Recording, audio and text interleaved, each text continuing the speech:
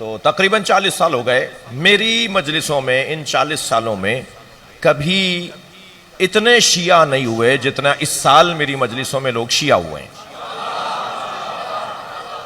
यानी बिला मुबालगा सैकड़ों की तादाद में बिरादरान अहले सुन्नत शिया हुए हैं।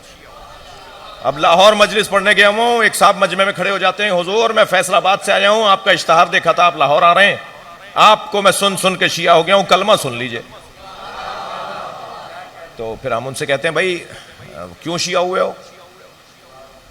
तो मैं तो भर्ती करता नहीं हूं, जो पुराने शिया हैं वही पक्के शिया हो जाए, नए शियों का धड़ाधड़ इजाफा करते रहें और अपनी परेशानियों में भी इजाफा करते रहें।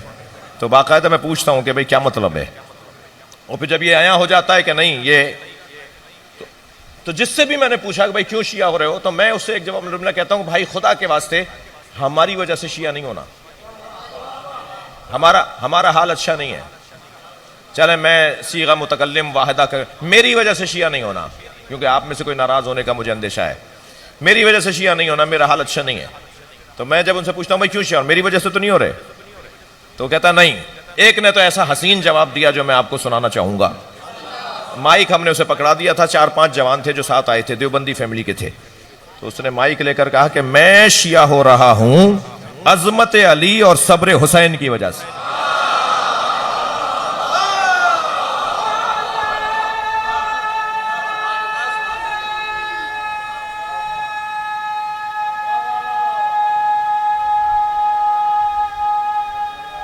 साथ दीजिए इसका।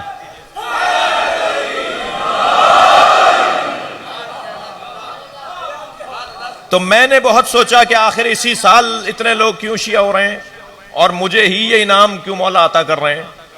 वैसे तो उनका करम जब चाहें जिस पे चाहें, मगर फिर याद आया कि इस साल कराची के एक होटल के ठंडे कमरे में बैठकर कुछ लोगों ने बातें की थी कि ये शियों की अजान दहशतगर्दी है।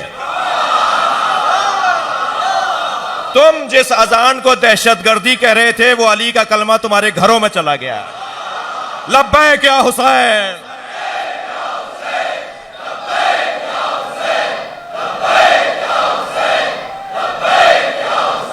बुलंदतर सलवात पढ़ेंगे मोहम्मद व आले मोहम्मद। अल्लाहुम्मा सल्ली अला।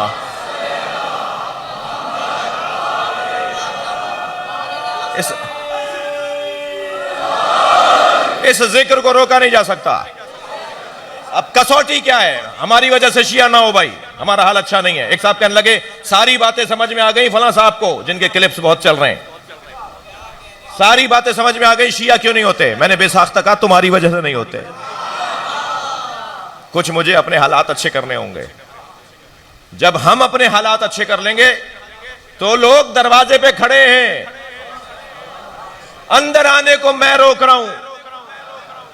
थोड़ा सा अपना मेरे बच्चों जवानों में हाथ जोड़ के कह रहा हूं आपसे, बुजुर्ग कुछ देर के लिए मुझे कबूल कर लें, बर्दाश्त कर लें, जी मुआफ कर दें, लेकिन मैं जवानों से गुजारिश कर रहा हूं कि मामलात को, किरदार को, तरीकों को, अंदाज को, रवैयों को जरा और इंसानी तर कर लो। अपने रवैयों को, अपने तरीकों को जरा इंसानी तर कर लो, जो इंसानियत के मुताबिक ज्यादा से ज्यादा हो। मैं नहीं कह रहा कि नहीं हैं कुछ और बेहतर है, एक कदम और आगे। मैं गुजारिश करूंगा अपने अज़ाई इदारों से कि तुम्हारा क्या अकीदा है वो तुम जानो और तुम्हारा मौला जाने, मगर चौक पर और माइक पर वो अकीदा बयान करो जिससे अली राजी होता हो। चौक पर और रोड पर और माइक पर वो अकीदा अपना बयान न करो जिससे अली मौला राजी नहीं होता। और मुझे भी ना सुनो आप भाई, मत सुनो मुझ मौलवी को, नहजुल बलागा जाके पढ़ लो, अली की पसंदीदा किताब कुरान जाके पढ़ लो, सलवात पढ़े मोहम्मद व आले मोहम्मद।